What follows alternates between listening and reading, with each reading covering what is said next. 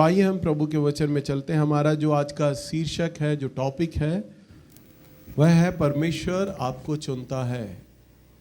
बीते लगातार सप्ताहों में आप इस वचन में आगे बढ़ रहे हैं, सीख रहे हैं, और हम लोग सीख रहे थे दाऊद के जीवन से कि किस प्रकार से परमेश्वर ने दाऊद को चुना और दाऊद को परमेश्वर ने अभिषेक किया था।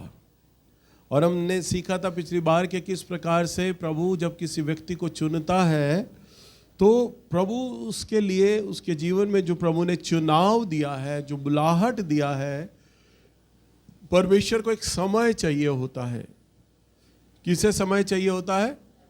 परमेश्वर को हमारे जीवन से एक समय चाहिए होता है। पिछली बार हम लोगों ने सीखा था प्रभु यीशु मसीह के जीवन से। हमने देखा था, हम पढ़ेंगे नहीं परंतु मैं आपको पद बताऊंगा क्योंकि पिछली बार हम लोगों ने इन पदों पे मनन किया था।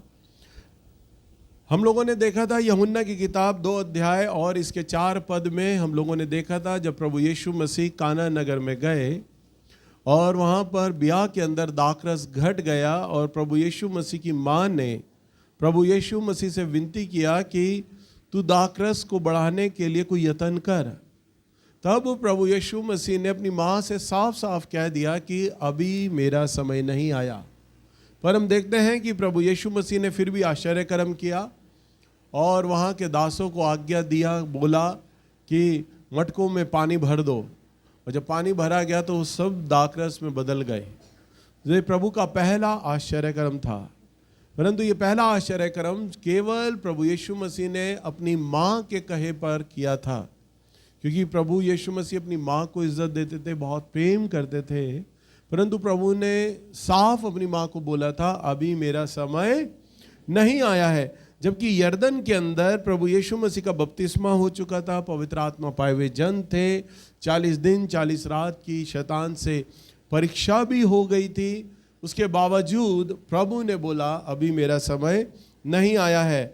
इसी प्रकार से हम इन बातों को परमेश्वर के वचन में देखते हैं और हम देखते हैं कि परमेश्वर ने किस प्रकार से राजा दाऊद का अभिषेक किया शमूएल नबी के द्वारा। हम पुराने नियम में हमने देखा था पहला शमूएल 16 अध्याय और 12वें पद में, वहाँ पर हमने देखा था कि जब दाऊद बालक ही था तो एक चरवाहे के रूप में जाना जाता था और तब परमेश्वर ने उसे शमूएल के द्वारा पहला अभिषेक किया। ध्यान है आप लोगों को? ये बातें मैंने आप लोगों को पिछली बार मैंने आप लोगों को बताया था। और हमने देखा था कि दूसरा फिर अभिषेक प्रभु ने दाऊद का किया, दूसरा शमूएल की किताब और इसका दूसरा शमूएल की किताब 2 अध्याय और इसके 4 पद में हम लोग देखते हैं।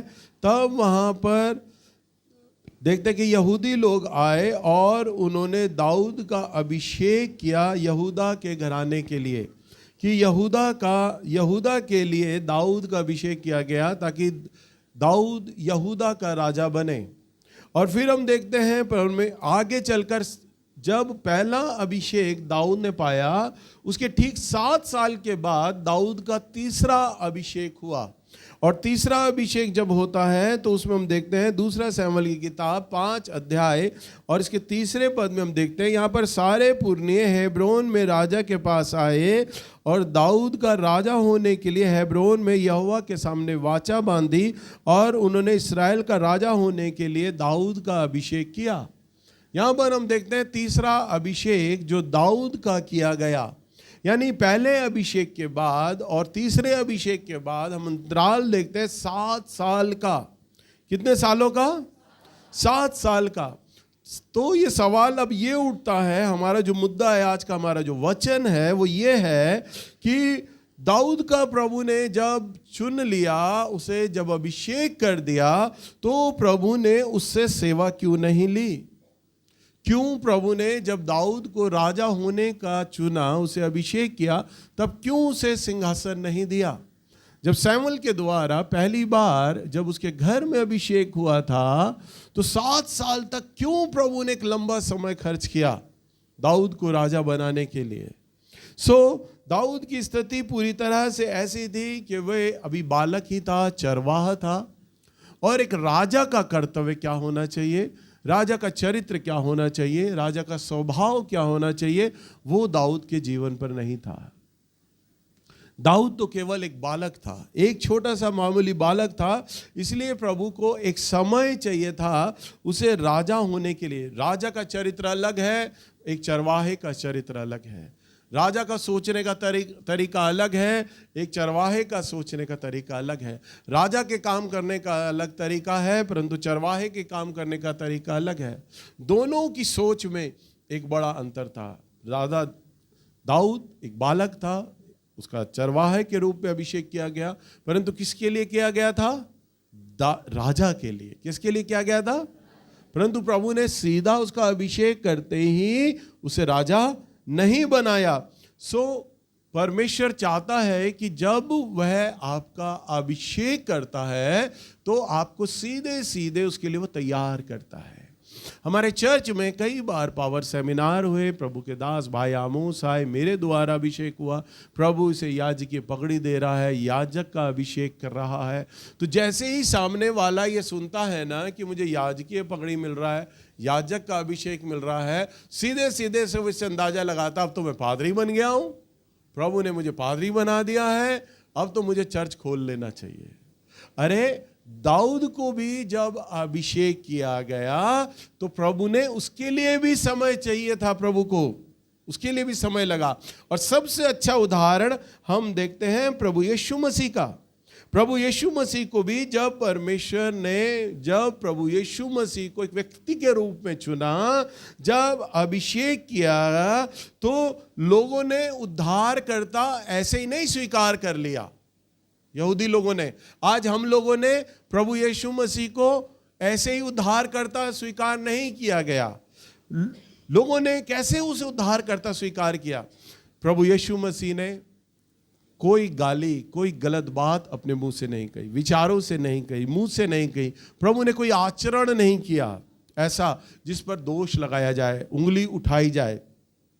हमारे प्रभु यीशु मसीह ने कांटों का ताज सहा, अपने ऊपर थूक डलवाया, दर्दनाक बलिदान दिया क्रूस पर, 39 कोड़े खाए, 3 दिन के बाद मुर्दों में से जी उठे। यानी ऐसा करके कदम कदम पर हमारे प्रभु यीशु मसीह ने अपने चुने जाने को साबित किया। समझ पा रहे हैं? क्या किया?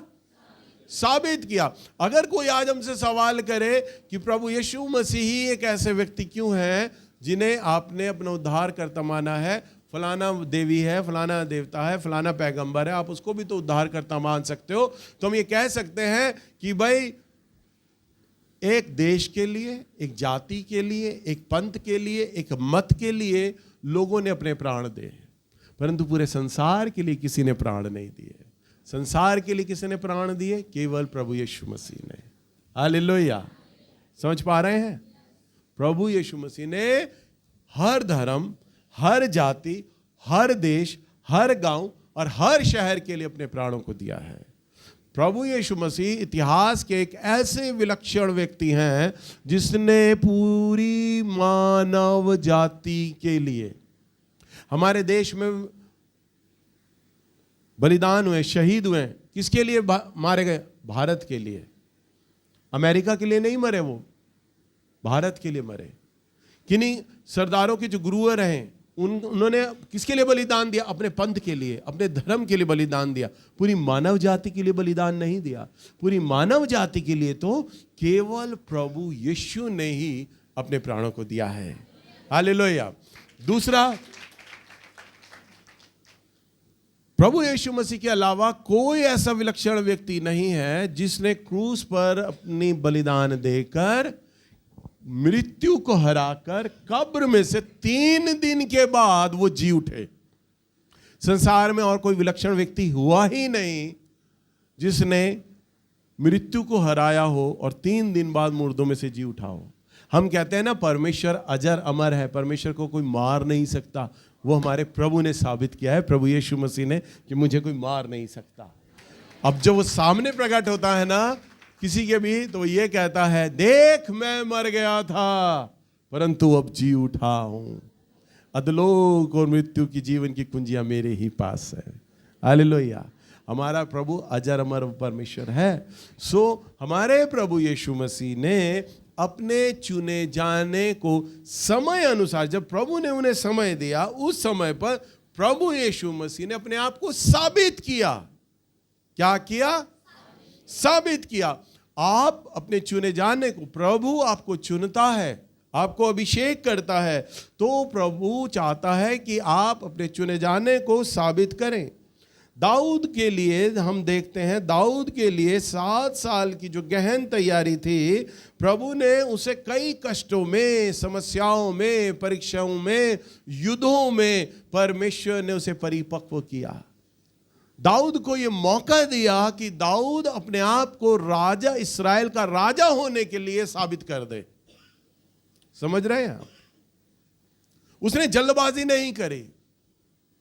जैसे ही वो चुना गया, उसने प्रभु से यह विनती नहीं किया कि प्रभु आप मुझे राजा बना दें।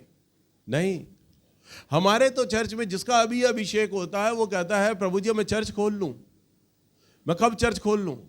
और अगर मैं उसे राय दूं कि नहीं अभी वो समय नहीं आया, तो वो कहते हैं कि इसका मतलब है आप नहीं चाहते कि हम बढ़े, हमारी तो भविष्यवाणी हो गई, हम याजक हो गए हैं, अभिषेक मिल गया है, हम तो चर्च खोलेंगे, आप नहीं साथ दोगे तो हम तो अलग हो गए। और वो अलग हो जाते हैं, चर्च खोल लेते हैं। क्यों? उन्हें लगता है अब हमारा समय आ चुका है। परंतु परमेश्वर ने वो समय अभी नहीं मनाया। सोचिए, दाऊद के लिए प्रभु को समय चाहिए था। क्या आप दाऊद से बड़े हैं?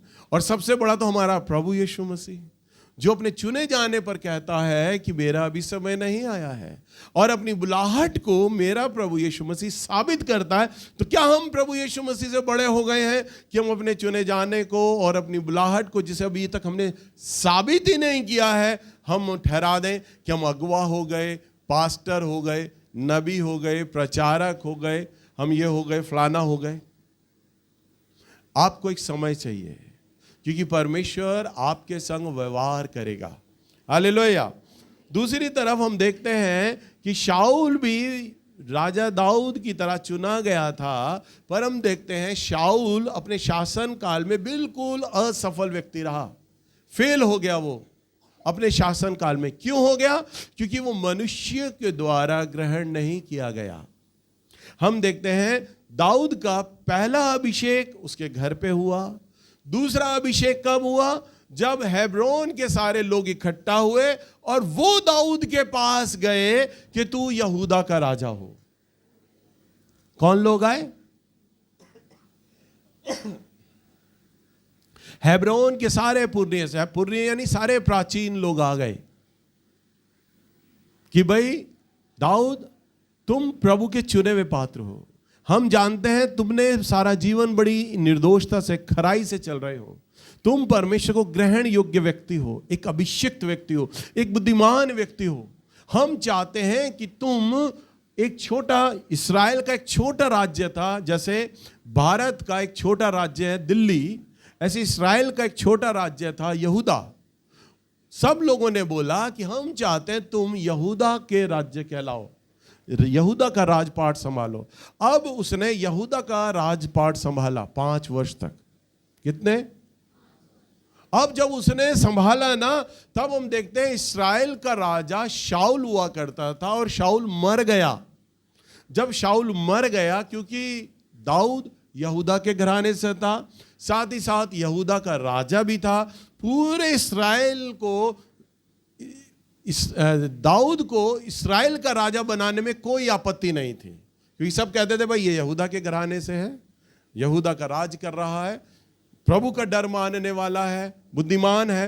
तब सब अलग, पूरे इस्राएल के सारे पुरनिये इकट्ठे हुए अलग अलग राज्यों के, और तब दाऊद के पास आए और दाऊद से रिक्वेस्ट किया, हम चाहते हैं कि आप अब इस्राएल का राज संभालें।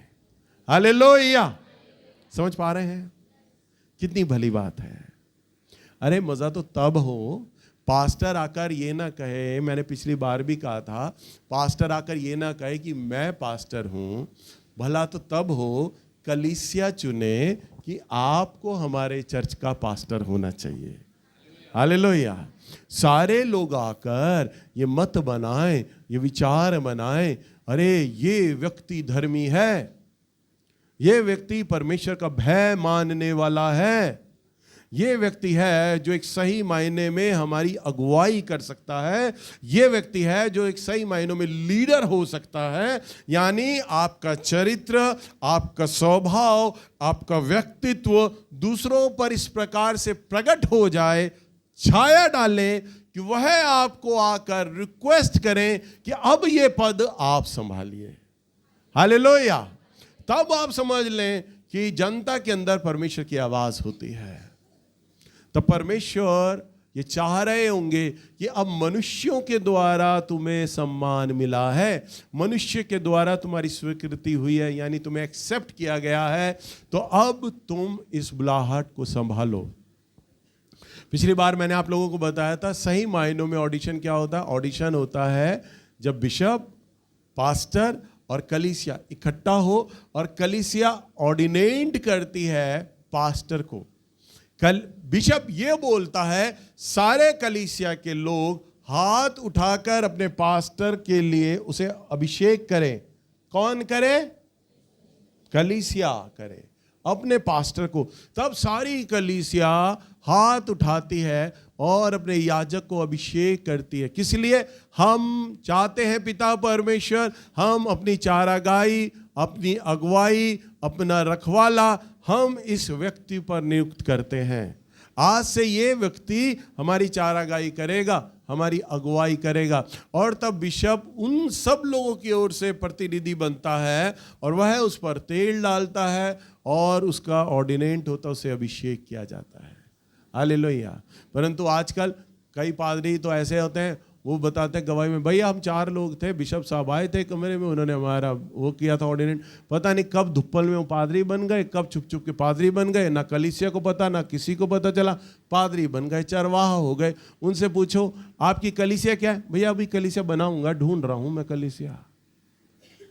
बिना भेड़ों के चरवाहा, कभी सुना बिना भेड़ों के चरवाहा है? कोई चरवाहा आपको मिला है? मैं चरवाहा तो हूं, परंतु भेड़ों को ढूंढ रहा हूं कि कहां चराऊं। हालेलुया। सो परमेश्वर तैयार करता है कलीसिया को और कलीसिया को कहता है कि तुम अपने लिए चरवाहा ढूंढो, नियुक्त करो। कितनी भली बात है। सो शाऊल को हम देखते हैं, शाऊल अपने जीवन में ऐसा हुआ कि शाऊल को लोग, इस्राएल के लोग पसंद नहीं करते थे। इसलिए शाऊल जैसे ही मरा उन्होंने दूसरा विकल्प चुना है, अरे दाऊद है, क्योंकि दाऊद को तो वो कंधों पे लेके नाचे थे कि शाऊल ने तो 1000 को मारा है परंतु दाऊद ने 10,000 को मारा है। दाऊद को सब लोग मन ही मन में चाहते थे, उससे प्रेम करते थे। पूरा इस्राएल चाहता था दाऊद को कि वे हमारी चारागाही करे, वे हमें संभाले, वो हमारा अगवा होना चाहिए। और हम देखते हैं वास्तव में परमेश्वर ने दाऊद को अभिषेक किया और दाऊद का अभिषेक करके उसे ठहराया।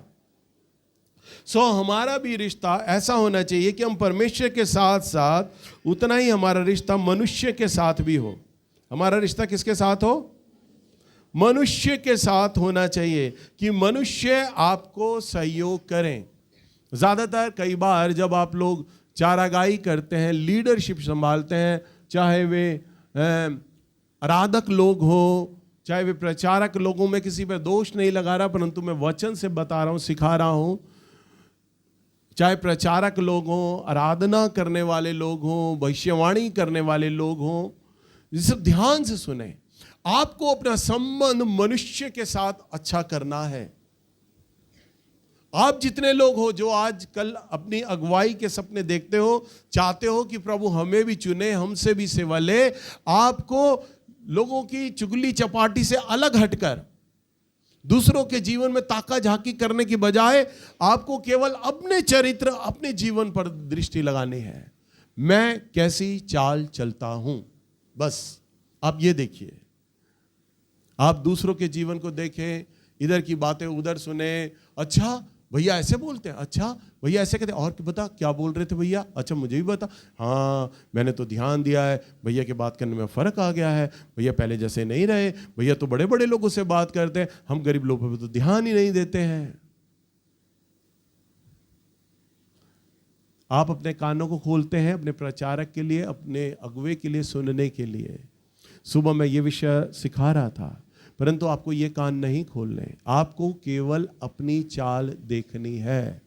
अगर आपके सामने दूसरा व्यक्ति किसी की बुराई कर रहा हो तो उसे चुप कराएं, उसे बोलें कि आप चुप हो जाइए, परंतु मुझे अपने जीवन को देखना है और आप भी अपने जीवन को देखिए, क्योंकि कमियां सब में हैं, हम सब में हैं, हम सब में कमियां होती हैं, मुझ में भी हैं। और हमारी इन कमियों के बावजूद भी प्रभु यीशु हमसे प्रेम करते हैं और वह हमारी तमाम गलतियों को क्षमा करते हैं और हमें कहते हैं जब मैं तेरी गलतियों को क्षमा करता हूं, तुझे भी दूसरों की गलतियों को क्या करना होगा? क्षमा करना होगा। तो इसलिए आपको मनुष्य के साथ प्रेम करना है, क्योंकि परमेश्वर मनुष्यों को पसंद करता है, क्योंकि मनुष्य ही एक ऐसा व्यक्ति है जो परमेश्वर का पार्टनर बनता है, सहयोगी बनता है। इस समय आप भविष्यवाणी को, आप इस समय वचन को सुन रहे हैं, कैसे सुन रहे हैं? प्रभु का आत्मा आपसे बात कर रहा है। कैसे बात कर रहा है? मेरे द्वारा। कैसे? मेरे द्वारा। परंतु वचन किसका है? परमेश्वर का। परंतु बोला किसके द्वारा है? मेरे द्वारा। इसका मतलब क्या हुआ? मैं अपने परमेश्वर का पार्टनर हूं, हमारे बीच में पार्टनरशिप है। प्रभु मेरा साथी है, प्रकाश वो दे रहा है, बोलने के लिए वो कह रहा है, वचन वो बोल रहा है, बस वो बोल रहे हैं और मैं प्रचार कर रहा हूं। नैल्स के माध्यम से आप वचन को सुन रहे हैं, तो हम क्या हुए? सहयोगी हुए, एक दूसरे के पार्टनर हुए। तो ये जो सेवा चल रही है ना, ये पार्टनरशिप में सेवा चल रही है। जो भविष्यवाणी की जाती है वो कैसे की जाती है? देखने वाली कोई भी लड़का या लड़का हो, परंतु बोलने वाला तो प्रभु का आत्मा है ना, तो पार्टनरशिप में है। भविष्यवाणी हो रही है, परंतु बोल कौन रहा है? प्रभु बोल रहा है। परंतु दिखाई तो आपको वह लड़की दिखाई दे रही है या वो लड़का दिखाई दे रहा है, ये पार्टनरशिप है। तो परमेश्वर क्या करते हैं? पार्टनरशिप में काम करते हैं। आज मेरे द्वारा पार्टनरशिप में काम कर रहे हैं, कल को वो आपके द्वारा पार्टनरशिप में काम करेंगे। और सोचिए, जो उसका पार्टनर है, अगर आप उसमें खामियां ढूंढेंगे, कमियां ढूंढेंगे, क्या वो परमेश्वर को भाएगी? वचन में लिखा है, मेरे अभिषिक्तों को मत छुओ। क्या लिखा है? मेरे अभिषिक्तों को मत छूना। मैं आपके सामने परमेश्वर का वचन पढ़ के बताता हूं। पहला इतिहास पुराने नियम से 16 अध्याय और इसका 22वां पद। मेरे अभिषिक्तों को मत छुओ। मेरे अभिषिक्तों को मत छुओ। देखो वचन में लिखा है, हाँ, और ना मेरे नबियों की हानि करो। और ना मेरे नबियों की हानि करो। वो कह रहा है मेरे अभिषिक्तों को क्या ना करो? मत छुओ। मेरे नबियों को मत छुओ।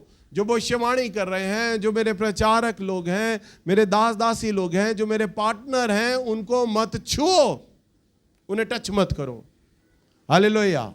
सो आपको चुगली चपाटी से, आपको दोष लगाने वाली बातों से, विशेषकर वे लोग जो परमेश्वर के अभिषिक्त लोग हैं, चुने हुए लोग हैं, उनके विषय में ना आप कुछ बोलो और ना किसी को बोलने दो। अगर आपके सामने कोई बोलता भी है, उसको आप करेक्ट करो। नहीं मेरे भाई, आप प्लीज आप चुप हो जाइए, मत बोलिए। और वचन से उसकी काउंसलिंग करें, उसे समझाएं कि देखो, अभिषिक्त के विषय में दोष मत लगाओ, तुम न्याय मत करो, परमेश्वर न्याय करने वाला है। अगर वह अभिषिक्त गलत है तो परमेश्वर न्याय करेगा या परमेश्वर उसे अपने आप समझा देगा। हालेलुया। आप मेरे लिए कभी भी दोष नहीं लगा सकते, मेरे में कमी नहीं ढूंढ सकते। मैं आपसे अनॉइंटिंग में बहुत बड़ा हूं, पद में बहुत बड़ा हूं, आप मुझे राय नहीं दे सकते, बोल नहीं सकते। अगर आपको कोई राय देनी है, कोई बोलना है, तो मालूम है कैसे दोगे? पहली बात तो प्रार्थना में राय दोगे। मेरे लिए प्रार्थना करो, प्रभु वो आपका दास है, मुझे लगता है वो शायद गलत है। प्रभु यदि आपकी दृष्टि में गलती है तो आप उसे करेक्ट कर दे, प्रभु आप बताएं। तो परमेश्वर अपने आप, अगर मैं गलत हूँगा तो प्रभु मुझे चिताएगा, तुझे यहाँ अपनी गलती को ठीक कर लेना है, मैं गलती ठीक कर लूँगा। दूसरा, अगर आपको गलती बतानी है तो ऐसे बतानी है कि मुझे पता भी ना चले और आप गलती बड़े प्यार और बड़े सहज शब्दों में, बड़ी दीनता के साथ आपको बैठना है, आपको बोलना है। मैं अपने पिता, आत्मिक पिता भाई आमोस से कोई भी बात जब बोलता हूँ या हल्का करेक्ट करने की तो बोलता हूँ, तो ऐसे शब्द बोलता हूँ कि उनको डायरेक्ट हिट ना हो, हानि ना पहुँचे, भावनाओं में ज़रा भी लेश मात्र उन्हें चुभन ना लगे। बड़ा घुमा फिरा के बहुत प्यार से वो बात बोलता हूँ। अगर कोई निवेदन करना है तो बड़ी शालीनता, बड़ी सभ्यता के साथ बोलता हूँ। उनके ऊपर वो सारी चीज़ें छोड़ देता हूँ, रिक्वेस्ट अपना दे देता हूँ। भैया आपको अच्छा लगता है, आपको अच्छा लगे, आपको अच्छा लगता है, आप कंफर्टेबल हो तो आप ऐसा कर सकते हो, भैया देख लेना बस। पिछली बार जब उनका सेमिनार था, सब लोगों के मन में चाहती आमोस भैया हम पर हाथ रखे, हाथ रखे। मैंने उनके सामने बोला, मैंने कहा भैया लोग चाहते हैं कि सब आप उन पर हाथ रखें। भैया ने मुझे देखा, ठन। मैं समझ गया गुरुजी क्या देख रहे हैं। गुरुजी ये देख रहे थे, नैल्स तू इतना सालों का प्रचारक हो गया, ये बात तू मुझे बोल रहा है बेटा। मैं समझ गया कि उनकी आंखें क्या कहना मांग रही हैं। मैंने अपना पक्ष रख दिया। मैंने कहा भैया देखिए, मैं भी जानता हूं वचन, आप भी जानते हैं, पर कई नए लोग हैं, परिपक्व नहीं हैं। वो सोचते हैं आत्मिक पिता आया है, वो हाथ रख देंगे तो हम अभिषेक पा जाएंगे। भैया अगर आप कंफर्टेबल हो, आपको अच्छा लगे तो आप हाथ रख देना, नहीं तो आप बोलिएगा तो मैं वॉलंटियर को बोलूँगा आप मंच पे बैठे रहिएगा, लोग आते जाएंगे। उन्होंने कहा नहीं नैल्स, हम चले जाएंगे आगे। जब मैंने कंफर्टेबल का बोला, भैया आपको कंफर्टेबल, अगर मैं उन्हें कहता भैया आगे चले जाना, भैया सबको हाथ रख देना, तो ईगो नहीं हर्ट होने का, उनको चोट लग जाती। नैल्स मुझे ऑर्डर कर रहा है, नैल्स मुझे राय दे रहा है, मेरा आत्मिक बेटा मुझे राय दे रहा है, मुझे सेवा कैसे करनी चाहिए। मैंने कहा भैया आपको कंफर्टेबल लगे तो आप मुझे बता दो, ऐसा कर दूं मैं, भैया ऐसा कर दूं, ऐसा अच्छा लगेगा। भैया ने कहा नहीं बेटा मैं चला जाऊंगा आगे, मैं अपने आप चला जाऊंगा, बस तुम वॉलंटियर दे देना। मैं समझ गया भैया कर देंगे अब, बस। हालेलुया।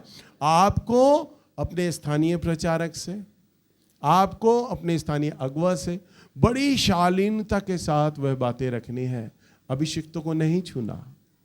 हालेलुया। सो प्रभु ने दाऊद को जो अभिषेक किया, दाऊद सब लोगों को पसंद आता था। आप कल को चारागाही करेंगे, सेवा करेंगे, आपको आपके परिवार के लोग स्वीकार करें। सबसे बड़ी बात, कौन स्वीकार करे? आपके परिवार के लोग आपको स्वीकार करना चाहिए। आप स्वीकार ना कराएं, मैं पास्टर हूं कलीसिया में, ये ना मैं पास्टर हूं, मैं अगुवा हूं ना। परिवार के लोग आपको एक्सेप्ट करें। आपको ध्यान नहीं होगा, संजय से पूछ सकते हैं, संजय को मालूम है ये बात, ये पुराना है। मेरे पापा मेरे बाद प्रभु में आए और मैं जो नीचे अपनी कुर्सी पर बैठता हूं, जिस कुर्सी पर मैं बैठता हूं, मेरे पिता जो कि मैं उनका बेटा, कभी भी वो मेरी कुर्सी पर नहीं बैठते थे। कई बार हमारे ताऊ प्रभु में नहीं थे, तब मेरे ताऊ भी आकर बैठ जाते थे ना, तो वो ताऊ को भी उठा दिया करते थे, भैया आप खड़े हो जाओ, ये नीलू की कुर्सी है। तो ताऊ को बड़ा अजीब लगता था, मेरा भतीजे की कुर्सी मुझे क्यों उठाया जा रहा है, यहां से मुझे क्यों बोला जा रहा है। परंतु मेरे पापा की नजर में मैं अगुवा था, उनका पास्टर था। देखो, एक बाप इज्जत दे रहा है अपने बेटे को, एक पास्टर की, एक अगुवे की, और वो कहते थे भैया आप उठ जाओ। और वो मेरी कुर्सी पे भी नहीं बैठते थे और ना किसी को बैठने देते थे। और कई बार वो सुबह के समय जब कलीसिया से बातचीत कर रहे होते थे और मैं जब एंटर करता था तो मुझे देखकर खड़े हो जाते थे। बताओ, एक बेटे के लिए कितनी सम्मान की बात है कि जब वो आए तो उसका बाप खड़ा हो जाए। क्यों? परिवार के लोग एक्सेप्ट करते हैं। मैं बोल रहा हूं, मेरे पिता एक्सेप्ट करते थे कि मेरा बेटा आया है, मेरा अगुवा आया है और मेरा पास्टर है, और वो मेरी कुर्सी पे नहीं बैठते थे, वो इतना इज्जत देते थे।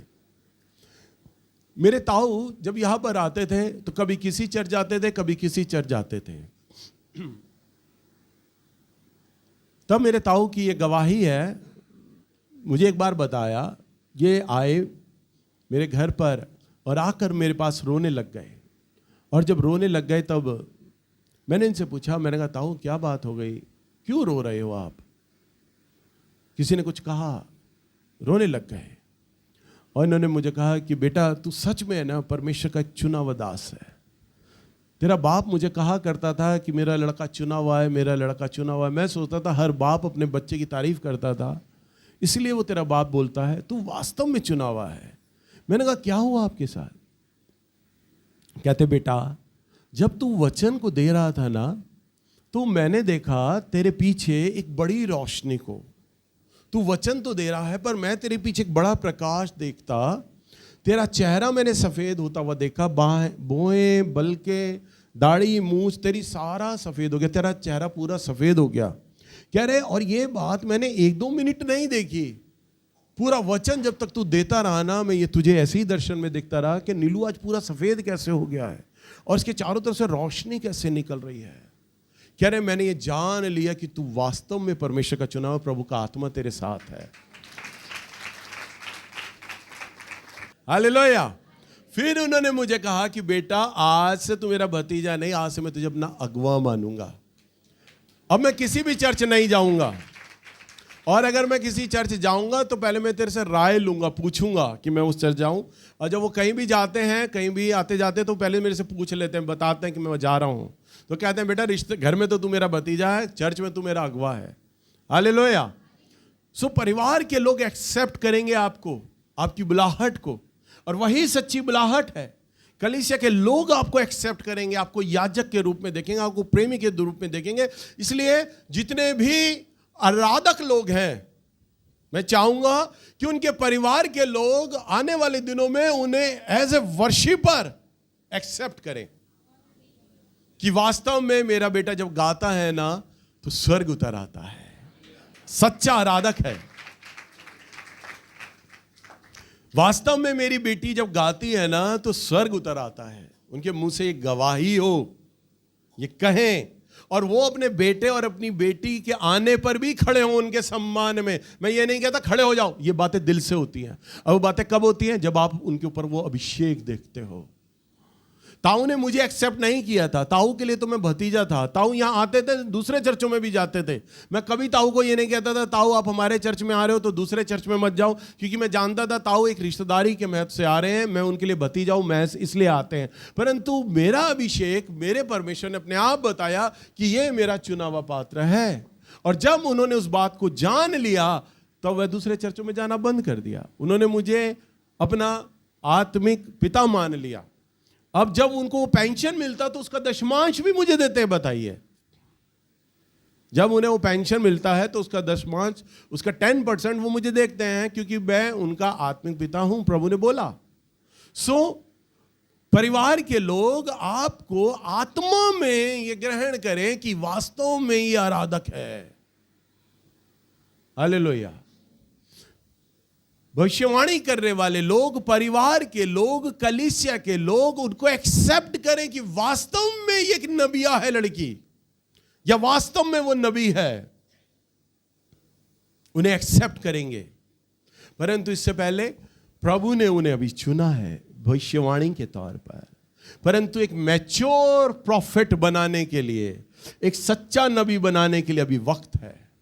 हालेलुया। तो जब आप देखिए एक अभिषेक, एक बुलाहट को मैच्योर करने में मेरा परमेश्वर का नेचर है, वो समय लेता है। हालेलुया। सो प्रभु आने वाले दिनों में अपने दासों के द्वारा, अपने नबियों के द्वारा जब भी कभी आपको बोलता है कि तुम चुने गए, तुम्हारा चुनाव हो रहा है, तो एकदम से सेवा में मत कूद जाना कि अब हम सेवा अलग कर ले, चर्च बना ले, हम पास्टर हो गए, हम नबी हो गए, अब हमें भैया की क्या जरूरत, हम अलग हो जाए। आपका अभी समय नहीं आया। हाँ, प्रभु ने आपको चुना है। सुनो मैं क्या कह रहा हूं, प्रभु ने आपको चुना है आपका हृदय देखकर, परंतु अभी उस बुलाहट के लिए आपका चरित्र का निर्माण नहीं हुआ। चरित्र परमेश्वर बनाएगा, समय लेगा आपका। हालेलुया। मेरे बेटे को एक बड़ा नबी बनाने के लिए परमेश्वर अभी उसके चरित्र का निर्माण कर रहे हैं। अभी उसमें वो बालक की सोच है, जैसे राजा दाऊद के अंदर एक बालक की सोच थी, परंतु दाऊद जब राजा बना तो सोच में परिवर्तन आ गया। अभी उन दोनों सोचों में उसका परिवर्तन लाना परमेश्वर को बाकी है। अभी परमेश्वर को समय चाहिए, 5 साल, 7 साल, 10 साल, नहीं मालूम कितने साल, परंतु अभी उस सोच में, एक बड़े नबी की सोच में लाने में परमेश्वर को एक समय चाहिए। इसी प्रकार से प्रभु आपकी सोच, आपके व्यक्तित्व, आपके चरित्र को बदलने के लिए परमेश्वर को एक समय चाहिए होता है। इसलिए आप हमेशा अपने अगुवे के प्रति, अपने स्थानीय प्रचारक के प्रति, अपनी कलीसिया के प्रति आप हमेशा निष्ठावान रहें, वफादार रहें, बने रहें प्रभु में। आप ये जान लें, मैं बड़ाई नहीं कर रहा, मैं आपका अगवा, आपको ऐसा अगवा मिला है, मुझे लगेगा ना कि मेरी इस बेटी में, मेरे इस बच्चे में प्रभु बात करने लगा है, प्रभु चाहता है खड़ा करना, मैं आपको अपनी जगह दूंगा, आपको खड़ा करूंगा। और जो मैं अपने तीनों बच्चों को उठाने के लिए प्रयास करूंगा, वो मैं आपके लिए भी करूंगा। समझ पा रहे हैं? इसलिए कभी भी शैतान बुड़बुड़ाता है, चर्च छोड़ दो, सेवा बना लो, कलीसिया बना लो, वो कर लो, नहीं। जितने भी लोग गए, आप मुझे एक भी उदाहरण दे दीजिए कि जिसने अपनी कलीसिया बना ली हो, जिसने अपनी सेवा बना ली हो। एक भी उदाहरण नहीं है। आप मुझे एक उदाहरण नहीं दे सकते, भैया आपके चर्च को फलां फलां भाई, फलां फलां बहन छोड़ कर गए, उन्होंने सेवा करी और देखो सेवा में सफल हो गए। एक उदाहरण नहीं मिलेगा, सिंगल। इसका क्या अर्थ है? प्रभु ने अभी उनके लिए वो ठहराया ही नहीं था कि वो सेवा में आते हैं। इसलिए अगर सेवा में प्रभु ने ठहराया होता, तो प्रभु ने अगर ठहराया होता तो प्रभु अवश्य ही सफल करते हैं। हालेलुया।